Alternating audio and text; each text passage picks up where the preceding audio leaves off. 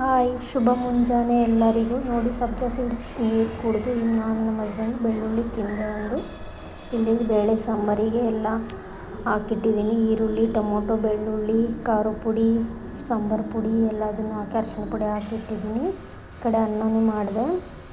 ಒಂದು ಕಡೆ ಎಣ್ಣೆ ಇಟ್ಕೊಂಡು ಪಾತ್ರೆಯಲ್ಲಿ ಎಣ್ಣೆ ಹಾಕಿ ಸಾಸಿವೆ, ಜೀರಿಗೆ ಮತ್ತು ಈರುಳ್ಳಿ, ಕರಿಬೇವನ್ನು ಹಾಕಿ ಚೆನ್ನಾಗಿ ಮಿಕ್ಸ್ ಮಾಡ್ಕೊಳ್ಳಿ. ಇದು ಬೇಗ ಆಗೋದು, ಸಿಂಪಲ್, ಬೇಗ ಟೈಮ್ ಆಗಿದೆ ಅನ್ನೋರಿಗೆ ಬೇಗ ಮಾಡ್ಕೊಬೋದು. ಬ್ಯಾಚುಲರ್ಸ್ ಕೂಡ ಮಾಡ್ಕೊಬೋದು, ಬೇಗ ಅರ್ಜೆಂಟಿಗೆ ಆಗುತ್ತೆ. ಎಲ್ಲ ಒಂದರಲ್ಲೇ ಹಾಕಿ ಮಿಕ್ಸಿ ಮಾಡಿಕೊಂಡು ಈ ಥರ ಒಗ್ಗರಣೆ ಕೊಟ್ಕೊಂಡು ಹಾಕ್ಬಿಟ್ರೆ ಬೇಳೆ ಸಾರು ರೆಡಿ ಆಗುತ್ತೆ. ಸಿಂಪಲ್ ಬೇಳೆ ಸಾರು.